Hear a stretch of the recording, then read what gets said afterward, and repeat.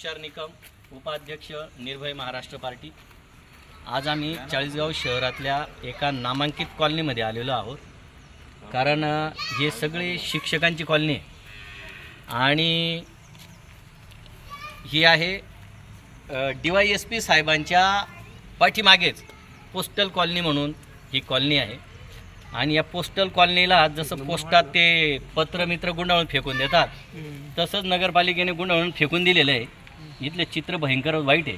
आता आम्ही इथे जे उभे आहोत, इतकी दुर्गंधीने एवढा घाण वास येतोय, तर नगरपालिकेच्या कर्मचाऱ्यांना, सफाई कर्मचाऱ्यांना, या अधिकाऱ्यांना आव्हान आहे, त्यांनी इथे या आणि अर्धा तास इथं आमच्याजवळ असं उभं राहून दाखवा किती घाण वास येतोय।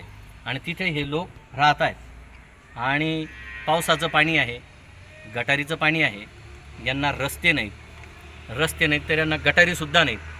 ती मलनिस्सारण पाईपलाईन घाणेरडी ती काढून ठेवलेली आहे आणि त्या मलनिस्सारण पाईपलाईनचं लोकांनी तिच्यात पाणी सोडून दिलं आहे। तो फेल पडलेला प्रोजेक्ट आहे, पैसे उपटले जाणार आहेत, अजिबात चालणार नाही असं लोकांचं म्हणणं आहे। हे आम्ही नगरपालिकेला सगळ्यांना वारंवार सांगतोय, हे मलनिस्सारण तुमचं चालणारच नाही आहे, कारण यांच्याकडून ते काम पूर्ण होत नाही। 7 वर्ष होऊन गेले यांच्याकडून, 5-7 वर्ष यांच्याकडून काम होत नाही आणि त्याचा त्रास लोकांना आहे। आणि ही पोस्टल कॉलनी ते भोगते, याच्यातले बरेचसे फॅमिलींमधले लोक आजारी आहेत। आणि म्हणून आमच्या अमृतकर सरांनी यांना वाटलं की यांनी नगरपालिकेत चक्र मारून पाहिल्या सगळ्यांनी, काही काम होत नाही। आणि मग यांचा सकाळी फोन आला, सर इतकी दुर्गंधी आहे, भयंकर वाईट आहे। आणि मग ते राजपूतांनी आमच्या ग्रुपला आपण टाकलं की हे काय अवघड आहे। तर अशा पद्धतीचं जर लोकांना जीवनमान देणार असाल, कारण जीवनमान उंचावलं पाहिजे। स्वातंत्र्य मिळून 78 वर्ष झाले आणि तुम्ही आता अजून एवढे कर वसुली करून, इंग्रजांनी सुद्धा इतकी अंदाधुंद केली नसती। हे सगळे लोक सांगतात, किती कर भरता तुम्ही सरासरी? जवळजवळ 5,500-6,000 हजार प्रत्येकी, 9,000 रुपये प्लस, म्हणजे 9,000 जवळपास, म्हणजे 8 ते 9,000 घरपट्टी आणि पाणीपट्टी करून हे भरताय। कोणाला 9,000, कोणाला 8,000, आणि त्यांना तुम्ही सुविधा देत नाही। आणि ही सगळी लोक सांगतात की कोणी म्हणतं मी 18 वर्ष राहिलो, कुठे गेला बैरम? 18 वर्ष, 17-18 वर्ष होऊन गेले, यांना 13 वर्ष झाले आणि यांना तुम्ही मूलभूत सुविधा देऊ शकले नाही, रस्ते देऊ शकले नाही। तो रस्ता टाकून ठेवला, त्याचा आम्ही 4 वेळा लाईव्ह केलं, इतका घाणेरडा बनवलेला आहे तो, एवढा दगड टाकून ठेवलं। म्हणजे तुमचं कुठल्याही जी वर्क ऑर्डर आहे त्या पद्धतीने कामं होत नाही, भ्रष्टाचार दिसतो, खराबी दिसते, नीतीत खोट दिसते। तर असं जर असेल तर लोकांनी लोकशाहीवर विश्वास ठेवतील का? लोक ही लोकशाही चालली आहे का तुम्ही ठोकशाही चालवली आहे? अशा अनेक प्रश्न इथून निर्माण होतात। तर आता आपण ऐकून घेऊया इथल्या लोकांचं खरं म्हणणं काय, यांचा संताप आहे का, यांना यात बरं वाटतंय का, तुम्हाला यांना अशा ढकलायला बरं वाटतंय, हे बी पाहून घ्या। तर अमृतकर सर, नमस्कार, मी सुधीर अमृतकर, माध्यमिक शिक्षक आहे। मी या तसं कॉलनीचं नाव लक्ष्मी विहार कॉलनी आहे आणि पोस्टल कॉलनीच्या बाजूला आणि उदयसिंगांना पतसंस्थेच्या बाजूला, म्हणजे संस्थेच्या बाजूला आहे आम्ही राहायला, हाऊसिंग सोसायटीच्या बाजूला बिलकुल। तर जवळजवळ मला या इथे राहायला 13 वर्ष झालेत। 13 वर्षामध्ये नगरपालिकेने एक असा मातीचा खडासुद्धा टाकलेला नाही रोड तयार करण्या म्हणून। त्याच्यानंतर प्यायला पाण्याचे नळ नव्हते, कशी तरी दुरून पाईपलाईन आणून अजून मी सोडलेली आहे। माझ्या घरी तर मी दुरून पाईपलाईन आणलेली अजून अर्धा इंची, माझ्याजवळ घराजवळ पाईपसुद्धा नाही नगरपालिकेचा। त्याच्याचबरोबर गटारीची सुविधा नाही आहे, लाईट आता हा 3 महिन्यापासून लाईट उडलेला आहे, अजून खांब्यावरचा लाईट नाही सर, अंधारात राहता इथे। बरं, चालू करून टाकू तिथला। त्याच्यानंतर हे जे काळे पाईप टाकले आता आहे, भुयारी गटारी, ह्या गटारी अतिशय फेल उपक्रम म्हणाल काय हरकत नाहीये। आता आमचा थोडा खोलगड भागामध्ये, ते आमची चूक आहे का आम्ही इथे घर बांधले तर, बरोबर आहे की नाही?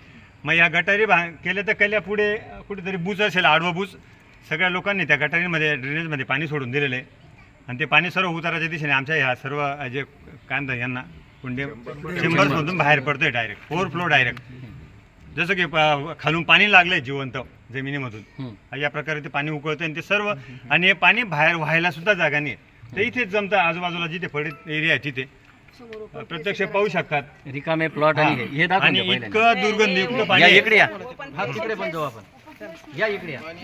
हे पाणी इतकं घाण वास मारते की इथे म्हणजे राहणं मुश्किल आहे। 100 मधून वाहता येतं तसं दाखवा ते बरोबर, इथून कुठे बाहेर चाललं जावं की काय बा असं वाटतंय। आणि नियमित कर भरणार आहे आम्ही, याच्यात आमच्याकडे आम्ही कर भरत नाही वर्षानुवर्ष, तसंही काही नाहीये। नया पैशाकडे आम्ही थकबाकीदार नाही, एवढे जे इथे रहिवासी आहेत तेवढे. हा प्लॉट आहे. हे किती घाल चला आता पुढे ते बी दाखव ना. चला या ना, या. हा, बोला ताई. एवढं पाणी होतं त्या प्लॉट मध्ये. या दादांनी JCB लावून ते पाणी हे केलं. मला 15 दिवसापासून आजारी आणि मलेरिया झालाय मला. आणि त्यांना सांगितलं त्या प्लॉट वाल्याला तू लक्ष बी देत नाही. ते बघा ते पाणी इथपर्यंत पाणी होतं. पूर आला तर ते पण ते पाणी आता आम्ही ते JCB लावून ते पाणी तुम्ही कुठे राहता सर? स्विमिंग पूल बनवलाय लोकांचं. हे माती हे कोण बघा, टाकली? आमचे भिंत आहे ना, या भिंतीपर्यंत पाणी होतं. या भिंतीपर्यंत आता JCB लावून तिकडे ते चारी काढली. सांगा तुम्ही. ह्या आता त्यांनी त्या आता मुरुम टाकला घरगुती त्या मालकाने टाकला. त्या स्वतःहून आणला. नाही नगरपालिका स्वतःहून आणला आणि मग हा रस्ता हे केला. मी तर इथून पाणी असं जायचं हे पाणी आता बन आहे म्हणून नाही तर इतकं असं पाणी इकडे जायचं ते पाणी. महिलांचा विषय आहे तर बोला, एक बोला ताई. 2 मिनिटं बोला. सांगा तुमचं काय आहे. बोल बोल. आम्ही आता 18 वर्ष झाले आम्हाला हे म्हणजे मोजून. आम्ही भरपूर वेळेस सांगितलं. ते सांगता तुम्ही नगरपालिकेत या आणि सांगा. तर दरवेळेस चर्चा देऊन आणि ज्याने कंप्लेंट केली का त्यांच्याच घरात होते रोड करता. मग म्हणे घरपट्टी घ्यायला येतात. मग आम्ही म्हणतो घरपट्टी कशाची देऊ आम्ही. तर ते सांगतात तर आता तुम्ही राहतात तुम्ही तिथे या नगरपालिकेत आम्हाला काही बोलू नका. मग तुम्ही तक्रार देऊन बी त्यांना काहीच फरक पडत नाही. मग त्याच्यासाठी आम्ही काही कोणालाच सांगितलं. मग ते जे घरपट्टी घ्यायला येतात आता तुम्ही सगळ्या बायाच असता घरी मग ते काय घरपट्टी सांगतात तुम्ही ऐका मला एक प्रश्न विचारायचा. हा तुम्ही बरं झालं मग? सांगून दिला. आता तसं बोलणार ऐका. नाही, घरपट्टी देणार. तर घरपट्टी घ्यायला जेव्हा येतात सर एक मिनिट सर थांबा. घरपट्टी जेव्हा घ्यायला येतात आणि तुम्ही तक्रार केली की बाबा रे आमच्याकडे गटारी आहे, आमच्याकडे तुम्ही एक ट्रॅक्टर मुरुम टाकलं नाही, आमच्याकडे गटारी काढलेल्या नाहीत, हे असं उघड्यावर पाणी आहे, जायला रस्ता नाही. मग ते तुम्हाला असं सांगत नाही का की ताई स्वच्छतेसाठी वेबसाईट दिली त्यांनी, काय दिले ते हेल्पलाईन नंबर दिलेला आहे, हेल्पलाईन नंबर दिला नाही का त्यांनी तुम्हाला? म्हणजे नगरपालिकेच्या कर्मचाऱ्यांनी सुद्धा ही जाहिरात करणं आवश्यक आहे. हेल्पलाईन नंबर प्रत्येकाला दिला पाहिजे आणि ते जे आहे तुमची घरपट्टीची पावती तिच्यावर चांगलं ठळक अक्षरात हेल्पलाईन नंबर लिहिला पाहिजे नगरपालिकेचा स्वच्छतेच्या बाबतीत. तेव्हा तुमच्याकडे कंप्लेन येतील. तुमच्याकडे कंप्लेनच येत नाही. कंप्लेन येऊ नये यासाठी तुम्ही सगळं दाबून झाकून बसले आणि फक्त ऑनलाईन दाखवता की आम्ही हेल्पलाईन नंबर जारी केलेला आहे. तर हे चुकतं आहे. बोला ताई काय म्हणाल?